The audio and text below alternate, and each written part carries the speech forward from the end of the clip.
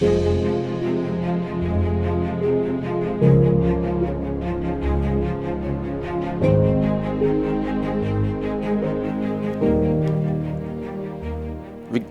ವಿಶುದ್ಧವಾಣಿ ವಿಶಿಷ್ಟ ವಿಷ್ಣು ವಿಶೇಷ ಶಂಕರ. ವಾಯು ಜಲ ಗಗನ ಅನಲ ಅಣು ಓಂಕಾರ ಬ್ರಹ್ಮಾಂಡ ಆದಿಮಧ್ಯ ಅಂತದ ವ್ಯಾಪ್ತಕ್ಕೆ ಸಚ್ಚಿತ್ ಆನಂದ ಆತ್ಮಜ್ಞಾನಕ್ಕೆ ರೂಪು ನೂರರ ಶುದ್ಧ ಚೈತನ್ಯಕ್ಕೆ ನಮೋ ನಮಃ. ಶ್ರೀಮದ್ ರಾಮಾಯಣದಲ್ಲಿ ಒಂದು ಪ್ರಸಂಗ ಬರ್ತದೆ. ಅಲ್ಲಿ ಹನುಮಂತ ಭೂಮ್ಯಾಕಾಶಗಳನ್ನು ಮೀರಿ ಬೆಳೆದು ನಿಂತುಕೊಳ್ತಾನೆ. ವಾಲ್ಮೀಕಿ ಮಹರ್ಷಿಗಳು ಆ ಹನುಮಂತನನ್ನು ಕಂಡು ಹೇಳ್ತಾರೆ, ಮೇರುಮಂದರ ಸಂಕಾಶವು ಬಹೌ ದೀಪ್ತಾನರ ಪ್ರಭ. ಏನಯ್ಯ ಹನುಮಂತ, ಒಳ್ಳೆ ಮೇರು ಪರ್ವತ ಬೆಳೆದ ಹಾಗೆ ಬೆಳೆದಿದೆಯಲ್ಲಯ್ಯ, ಸೂರ್ಯನಷ್ಟು ಪ್ರಕಾಶಮಾನವಾಗಿದ್ದೀಯಾ ಅಂತ ವಾಲ್ಮೀಕಿಗಳು ಉದ್ಗಾರ ಮಾಡ್ತಾರೆ. ಸೀತಾದೇವಿ ಹನುಮಂತನ ನೋಡಿ ಹೆದರ್ಕೊಂಡ್ಬಿಡ್ತಾಳೆ. ಪ್ರಶ್ನೆ ಇರತಕ್ಕದ್ದು, ಶ್ರೀಮದ್ ರಾಮಾಯಣದಲ್ಲಿ ಹನುಮಂತನ ಪಕ್ಕದಲ್ಲಿ ನಿಂತುಕೊಳ್ಳತಕ್ಕಂತಹ ಯೋಗ್ಯತೆ ಇರತಕ್ಕಂಥ ಮತ್ತೆ ಯಾವುದಾದರೂ ಪಾತ್ರ ಇದೆಯಾ ಅಂತ. ಸುಗ್ರೀವನಿಗೂ ಸಾಧ್ಯ ಇಲ್ಲ ಅದು. ಅಂತಹ ವ್ಯಕ್ತಿತ್ವ ಸನ್ಮಾನ್ಯ ನರೇಂದ್ರ ಮೋದಿಯವರಿಗೆ ಇರತಕ್ಕದ್ದು. ಹೇಗೆ ಹನುಮಂತನ ಪಕ್ಕದಲ್ಲಿ ನಿಲ್ಲತಕ್ಕ ವ್ಯಕ್ತಿತ್ವ ಯಾರಿಗೂ ಇಲ್ಲವೋ, ಹಾಗೆ ನರೇಂದ್ರ ಮೋದಿಯವರು ಪ್ರಧಾನಮಂತ್ರಿ ಅಭ್ಯರ್ಥಿ ಅಂತ ಹೇಳಿದಾಗ ಯಾರು ಇದ್ದಾರೆ ವಿರೋಧ ಪಕ್ಷದಲ್ಲಿ? ನಾನು ಅವರಿಗೆ ಅಭ್ಯರ್ಥಿ ವಿರೋಧಿಸ್ತೀನಿ ಅಂತ ಹೇಳೋ ಶಕ್ತಿ ಇರೋರು ನನಗೆ ಗೊತ್ತಿಲ್ಲ. ಯಾಕೆ ಪತ್ರಿಕೆಗಳು ಸಮೂಹ ಮಾಧ್ಯಮಗಳು ಮೋದಿಯನ್ನು ಒಂದು ಕಡೆ ಪಕ್ಕದಲ್ಲಿ ರಾಹುಲ್ ಗಾಂಧಿನ ಒಂದು ಕಡೆ ಕೂಡಿಸ್ಬಿಡ್ತಾರೆ ಅವ್ರ ಮುಖಗಳನ್ನ? ಯಾರು ಹೇಳಿದರು ರಾಹುಲ್ ಗಾಂಧಿ ಪ್ರತಿಸ್ಪರ್ಧಿ ಅಂತ?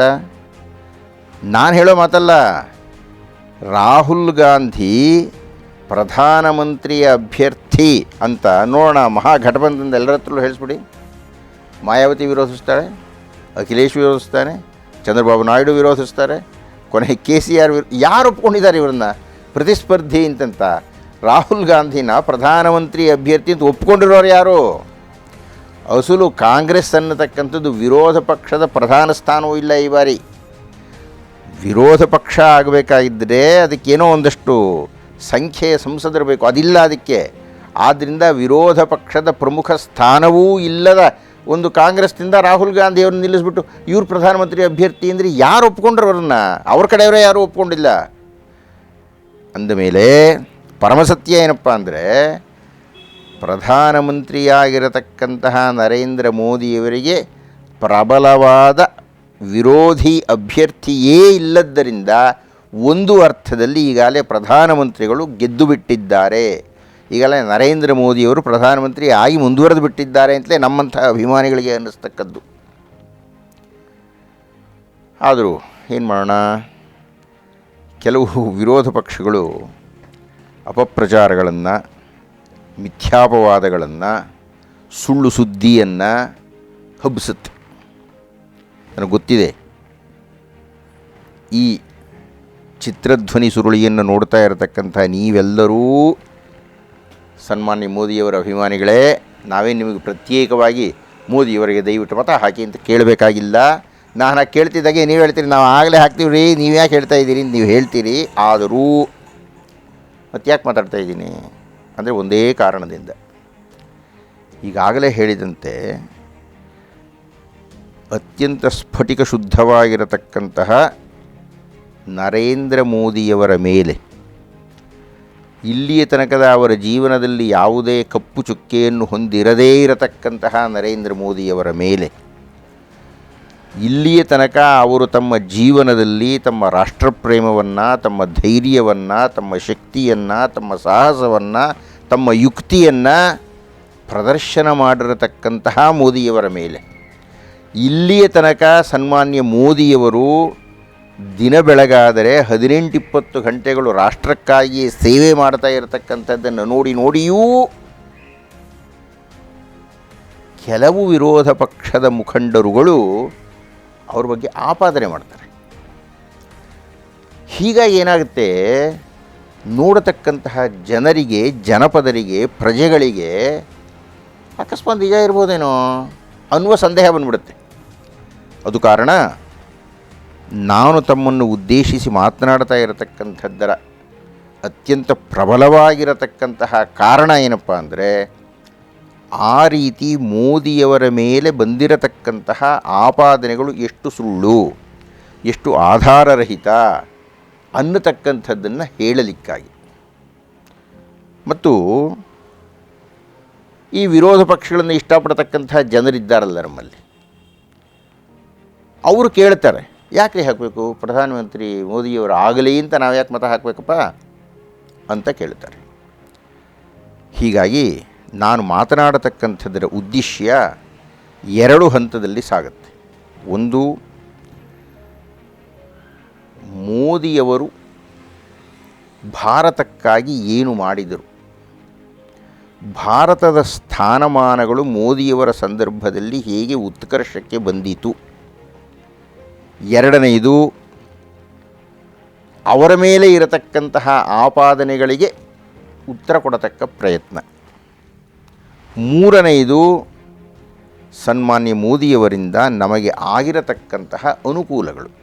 ಮೊಟ್ಟ ಮೊದಲನೆಯ ಕಂತಾದ ಇದರಲ್ಲಿ ನಾನು ತಮ್ಮ ಗಮನಕ್ಕೆ ತರತಕ್ಕಂಥದ್ದು, ಮೋದಿಯಿಂದ ಇಡೀ ಭಾರತ ಹೇಗೆ ತನ್ನ ನಿದ್ದೆಯ ಧೂಳು ಕೊಡವಿ ಎದ್ದು ನಿಂತುಕೊಳ್ತು ಅನ್ನುವುದು. ದಯವಿಟ್ಟು ಗಮನಿಸಿ, ಸನ್ಮಾನ್ಯ ಮೋದಿಯವರು ಪ್ರಧಾನಮಂತ್ರಿ ಆಗುವುದಕ್ಕೆ ಮುನ್ನ ಯಾರ್ಯಾರೋ ಆಗಿ ಹೋಗಿಬಿಟ್ರಲ್ಲ, ಆಗ ಆ ಪ್ರಧಾನಮಂತ್ರಿಗಳು ಪ್ರಪಂಚದ ಬೇರೆಯ ರಾಷ್ಟ್ರಗಳ ನಾಯಕರ ಜೊತೆಗೆ ವ್ಯವಹಾರ ಮಾಡ್ತಾ ಇದ್ದಾಗ ಹೇಗಿದ್ದರು, ಎಷ್ಟು ನಮ್ರರಾಗಿದ್ದರು, ಎಷ್ಟು ವಿನೀತರಾಗಿದ್ದರು. ಆ ಅಮೆರಿಕಾದ ಅಧ್ಯಕ್ಷನೋ ಅಥವಾ ರಷ್ಯಾದ ಪ್ರಮುಖನೋ ಅಲ್ಲೆಲ್ಲೋ ಇದ್ದರು, ಇವರೆಲ್ಲೋ ದೂರದಲ್ಲಿ ಅವಿತ್ಕೊಂಡು ಓಡಾಡ್ತಾ ಇದ್ದರು, ಭಿಕ್ಷೆ ಕೇಳುವಂತೆ ನಟಿಸ್ತಾ ಇದ್ದರು. ಇದೆಲ್ಲ ನಾವು ನೋಡಿಬಿಟ್ಟಿದ್ದೀವಿ, ನೋಡಿ ಬೇಸರಗೊಂಡು ಬಿಟ್ಟಿದ್ದೀವಿ. ಅಯ್ಯೋ ಹಣೆ ಬರಹವೇ, ಭಾರತ ಏನಯ್ಯ ಇಷ್ಟು ದೈನ್ಯಾಸಿಯಲ್ಲಿದೆ ಅಂತೆಲ್ಲ ನಾವು ಮಾತಾಡ್ಕೊಂಡಿದ್ದೇವೆ. ಆದರೆ ಭಾರತದ ಅದೃಷ್ಟ ಖುಲಾಯಿಸ್ತು, ಭಾರತದ ಚಹರೆ ಬದಲಾವಣೆ ಆಗೋಯ್ತು. ಅನ್ಯ ರಾಷ್ಟ್ರಗಳವರು ಭಾರತ ಅಂದ್ರೆ ಏನು ರೀ, ಹಾವಾಡಿಗರ ಗುಂಪು, ಕೋತಿಗಳನ್ನ ಆಡಿಸೋರು ಹೀಗೆಲ್ಲ ಅಂದ್ಕೊಳ್ತಾ ಇದ್ದರು. ಬಡವರಪ್ಪ ಅವರು ಅಂತ ಅಂದ್ಕೊಳ್ತಾ ಇದ್ದರು. ಅಂಥದ್ದೇ ಚಿತ್ರಗಳು ತೊಗೊಂಡು ಹೋಗ್ತಾ ಇದ್ದರು. ಮೊಟ್ಟ ಮೊದಲನೇ ಬಾರಿ ಭಾರತನೂ ಇದೇ ರೀ ಭೂಪಟದಲ್ಲಿ, ಭಾರತಕ್ಕೂ ಯೋಗ್ಯತೆ ಇದೆಯಪ್ಪ, ಭಾರತಕ್ಕೂ ಶಕ್ತಿ ಇದೆ ಕಣ್ರಿ ಅಂತ ಇಡೀ ಪ್ರಪಂಚ ಗುರುತಿಸಿದ್ದು ಯಾವುದೇ ಮುಲಾಜಿಲ್ಲದೆ ಹೇಳಬೇಕು ಅಂದರೆ, ಸನ್ಮಾನ್ಯ ಮೋದಿಯವರು ಪ್ರಧಾನಮಂತ್ರಿಯಾಗಿ ಇಡೀ ಪ್ರಪಂಚ ಪರ್ಯಟನೆಯನ್ನು ಕೈಗೊಂಡಾಗ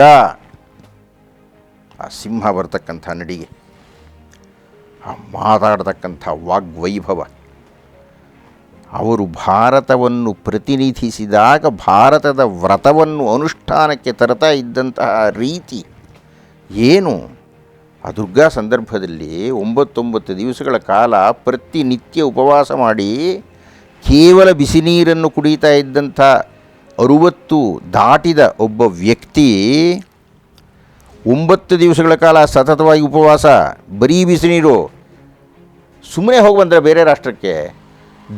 ಒಂದೊಂದು ದಿವಸದಲ್ಲಿ 10-15 ಸಭೆಗಳು, ರಾಜತಾಂತ್ರಿಕ ಸಂವಾದಗಳು. ನಾನು ನೋಡ್ತಾ ಇದ್ದೆ, ಅಮೆರಿಕಾದ ಅಧ್ಯಕ್ಷ ಅವರಿಗೆ ಔತಣವನ್ನು ಏರ್ಪಡಿಸಿದಾಗ ಇಡೀ ಮೇಜವಾನಿ ನಡೆದಿತ್ತು. 100 ಬಗೆಯ ಖಾದ್ಯಗಳು, ಎಲ್ಲರೂ ತಿಂತಾಯಿದ್ರು, ಇವ್ರು ಬರೀ ಬಿಸಿನೀರು ಕುಡಿತಾಯಿದ್ರು. ಏನು ರೀ, ಭಾರತದ ಗೌರವ ಎಷ್ಟು ಮೇಲಕ್ಕೆ ಹೋಗುತ್ತೆ, ಎಂಥ ಸಂಯಮ, ಎಂಥ ವ್ರತನಿಷ್ಠೆ. ಅಮೆರಿಕಾದವ್ರಿಗೆ ಗೊತ್ತೇ ಇಲ್ಲ ಒಬ್ಬ ಅಧ್ಯಕ್ಷ ಹೀಗೆ ಹೋದರೆ ಜನ ಅಷ್ಟು ಹಿಂಬಾಲಿಸ್ತಾರೆ ಅಂತಂತ. ಯಾಕೆಂದರೆ ಅಮೆರಿಕಾ ಅಧ್ಯಕ್ಷ ನಡ್ಕೊಂಡು ಬರ್ತಾ ಇದ್ದರೆ ಪಕ್ಕದಲ್ಲಿವ್ರು ಕೂತಿರ್ತಾರೆ ಅಷ್ಟೇ, ಎದ್ದೇಳೋದು ಇಲ್ಲ. ಇದು ನಾನು ನೋಡಿಬಿಟ್ಟಿದ್ದೀನಿ. ಆದರೆ ಪ್ರಧಾನಮಂತ್ರಿ ಮೋದಿಯವರ ಸಭೆ ಹೊರಟರು ಅಂದರೆ ಸಾಕು, ಆ ರಸ್ತೆ ಆ ಕಡೆ ಈ ಕಡೆ ಜನ ಕೂಗಿದ್ದೇ ಮೋದಿಗೆ ಜೈ ಘೋಷಣ. ಇದು ಅಮೆರಿಕಾದ ಇತಿಹಾಸದಲ್ಲೇ ಮೊಟ್ಟಮೊದಲನೇ ಬಾರಿ ನಡೆದಂಥ ಆಶ್ಚರ್ಯಕರ ಸಂಗತಿ. ಹಾಗೆ ಮೋದಿಯವರು ಎಲ್ಲ ರಾಷ್ಟ್ರಗಳಿಗೂ ಭೇಟಿ ಕೊಟ್ಟಾಗ, ಆ ಎಲ್ಲ ರಾಷ್ಟ್ರಕರನ್ನು ಆಕರ್ಷಿಸಿದಾಗ, ಎಲ್ಲರ ಮೇಲೆ ತಮ್ಮ ಪ್ರಭಾವವನ್ನು ಬೀರಿದಾಗ ಇಡೀ ಪ್ರಪಂಚಕ್ಕೆ ಗೊತ್ತಾಯಿತು, ಭಾರತ ಅನ್ನೋದೊಂದು ಇದೆ ಕಣಯ್ಯ, ಏನು ಅದ್ಭುತವಾದ ದೇಶ ಅದು. ಹಾಗೆ ಬರೀ ಗೊತ್ತಾಗಿದ್ದಲ್ಲ, ಅವರೆಲ್ಲರೂ ಭಾರತವನ್ನು ಬೆರಗುಗಣ್ಣುಗಳಿಂದ ನೋಡಿತು. ಬರೀ ನೋಡಿದ್ದಷ್ಟೇ ಅಲ್ಲ, ಭಾರತಕ್ಕೆ ಮಾನ್ಯತೆಯನ್ನು ಕೊಟ್ಟಿತು. ಬರೀ ಮಾನ್ಯತೆಯನ್ನು ಕೊಟ್ಟಿದ್ದಷ್ಟೇ ಅಲ್ಲ, ತಮ್ಮ ದಿನಚರಿಯಲ್ಲಿ ಭಾರತವನ್ನು ಕೇಂದ್ರೀಕರಿಸಿದ ಪ್ರಧಾನ ಅಂಗವೊಂದನ್ನು ಅಳವಡಿಸಿಕೊಂಡಿತು. ಇದಕ್ಕಿಂತ ಬೇಕಾದ್ರೆ ಭಾರತದ ಗೌರವ ಉಚ್ಛ್ರಾಯಕ್ಕೆ ಹೋಗಲಿಕ್ಕೆ ಏನಂಥದ್ದು? ಮೋದಿಯವರು ವಿಶ್ವಸಂಸ್ಥೆಯಲ್ಲಿ ಭಾಷಣ ಮಾಡ್ತಾರೆ. ರೋಗ ಅನ್ನತಕ್ಕಂಥದ್ದು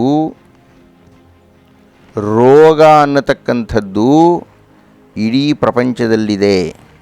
ಅದು ದೈಹಿಕ ರೋಗ ಆಗಿರಬಹುದು, ಮಾನಸಿಕ ರೋಗ ಆಗಿರಬಹುದು. ಈ ಎರಡೂ ರೋಗಗಳನ್ನು ನಿಯಂತ್ರಣ ಮಾಡತಕ್ಕಂತಹ ಒಂದು ಔಷಧಿ ಇದೆ. ಒಂದು ಪೈಸೆ ಖರ್ಚಿಲ್ಲದೆ ಕೇವಲ ದೈವ ನಮ್ಮ ಸುತ್ತಲೂ ತುಂಬಿರತಕ್ಕಂತಹ ಶುದ್ಧ ವಾಯುವನ್ನು, ಅದನ್ನು ನಾವು ಪ್ರಾಣವಾಯು ಅಂತ ಕರಿತೀವಿ, ಆ ಪ್ರಾಣವಾಯುವನ್ನು ಸ್ವೀಕಾರ ಮಾಡುವುದರಿಂದ ಮಾತ್ರವೇ ನಮ್ಮ ದೇಹದ ರೋಗಗಳೆಲ್ಲ ಹೋಗಿಬಿಡುತ್ತೆ. ಆ ರೋಗ ಹೋಗಲಿಕ್ಕೆ ಯೋಗವನ್ನು ಮಾಡಬೇಕು ಅಂತ ಹೇಳಿದರು.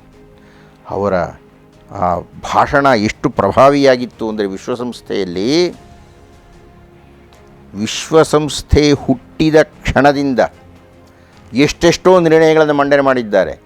ಯಾವ ನಿರ್ಣಯಕ್ಕೂ ಸರ್ವಾನುಮತದ ಬೆಂಬಲ ಬಂದಿಲ್ಲ.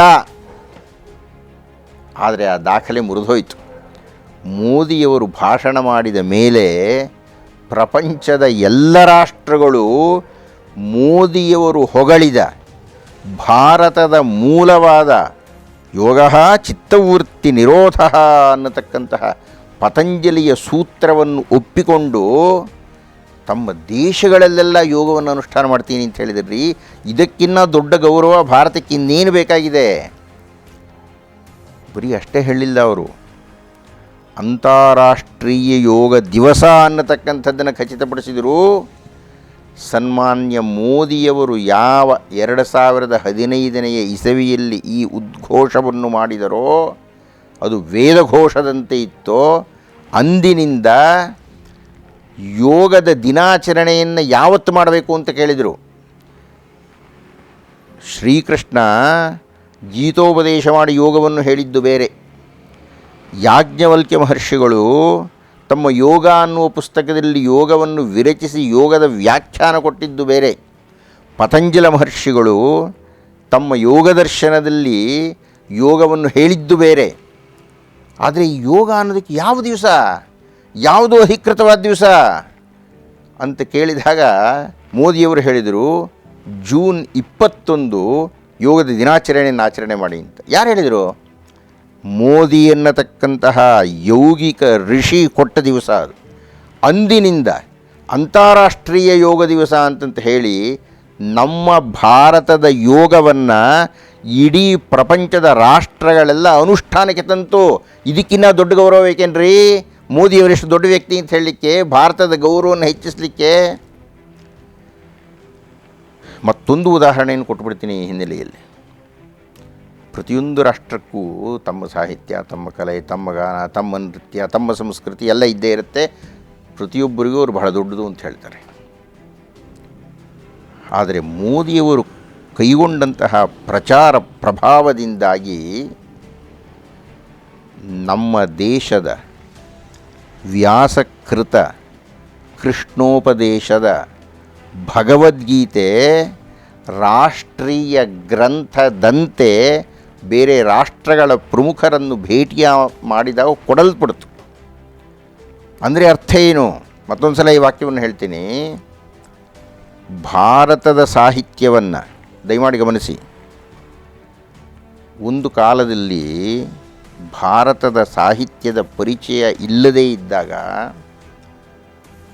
ಬೇರೆಯ ರಾಷ್ಟ್ರಗಳವರು ಹೋಮರ್ನ ಇಲಿಯಡ್ ಹಾಗೂ ಒಡಿಸ್ಸೆ ಎನ್ನತಕ್ಕಂಥ ಕಾವ್ಯಗಳು ಪರಮಶ್ರೇಷ್ಠ ಅಂತ ಒಪ್ಪಿಕೊಂಡು ಬಿಟ್ಟಿದ್ದರು. ನಮ್ಮ ಭಾರತದ ಸಂಸ್ಕೃತಿಯ ಪರಿಚಯವಾದ ಮೇಲೆ ಎಲ್ಲರೂ ಒಪ್ಕೊಂಡ್ರು.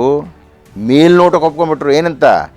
ಆ ಇಲಿಯಡ್ ಹಾಗೂ ಒಡಿಸ್ಸೆ ಎರಡು ಸೇರಿಸಿದರೆ ಎಷ್ಟು ದಪ್ಪ ಆಗುತ್ತೋ ಅಷ್ಟು ದಪ್ಪ 24,000 ಶ್ಲೋಕಗಳ ಶ್ರೀಮದ್ ರಾಮಾಯಣ ಬಂತು.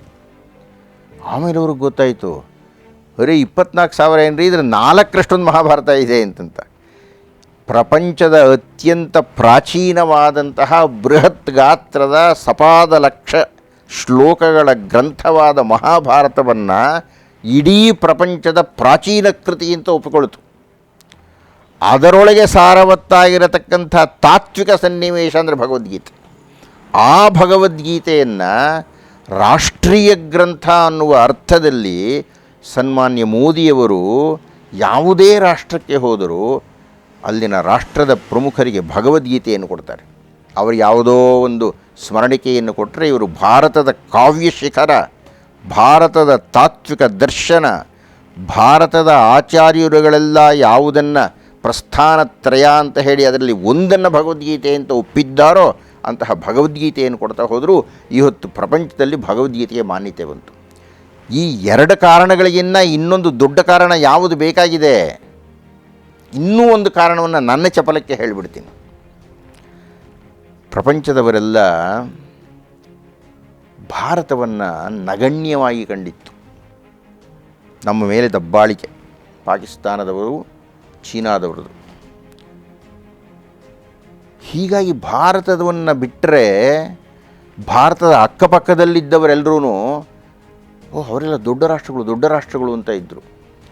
ಹೀಗಾಗಿ ಎಲ್ಲರೂ ಅವಕ್ಕೆ ಮನ್ನಣೆಯನ್ನು ಕೊಡ್ತಾಯಿದ್ರು, ಅವಕ್ಕೆ ಮಾನ್ಯತೆಯನ್ನು ಕೊಡ್ತಾಯಿದ್ರು.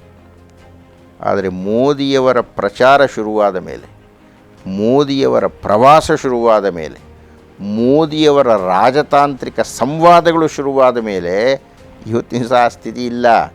ಇವತ್ತಿನ ದಿವಸ ಪ್ರಪಂಚದ ರಾಷ್ಟ್ರಗಳೆಲ್ಲ ಭಾರತದ ಬೆಂಬಲಕ್ಕೆ ನಿಂತಿರತಕ್ಕಂಥದ್ದು, ಭಾರತವನ್ನು ಮೇರು ಪರ್ವತದಂತೆ ಮಾನ್ಯ ಮಾಡತಕ್ಕಂಥದ್ದು. ಅದಕ್ಕೆಲ್ಲ ಕಾರಣ ಸನ್ಮಾನ್ಯ ಮೋದಿಯವರು. ಈ ಕೊನೆಯ ಭಾಗವನ್ನು ನಾನು ಇನ್ನೊಂದು ಸಂಚಿಕೆಯಲ್ಲಿ ಮಾತಾಡ್ತೀನಿ, ಹೇಗೆ ಇಡೀ ಪ್ರಪಂಚ ಭಾರತಕ್ಕೆ ಅಷ್ಟೊಂದು ಮಾನ್ಯತೆಯನ್ನು ಕೊಡಿತು ಅನ್ನುವುದನ್ನು. ಆತ್ಮೀಯರೇ, ಇಷ್ಟೆಲ್ಲ ನಾನು ಹೇಳಿದ ಮೇಲೆ ನಾನು ನಿಮ್ಮನ್ನು ಪ್ರತ್ಯೇಕವಾಗಿ ಕೇಳಬೇಕಾಗಿಲ್ಲ. ಪ್ರಧಾನಮಂತ್ರಿಗಳಾಗಿರತಕ್ಕಂತಹ ಪ್ರಧಾನಮಂತ್ರಿ ಮೋದಿಯವರನ್ನು ಮುಂದಿನ ಸಲಕ್ಕೂ ನೀವು ಪ್ರಧಾನಮಂತ್ರಿಯಾಗೇ ಆಯ್ಕೆ ಮಾಡಬೇಕು.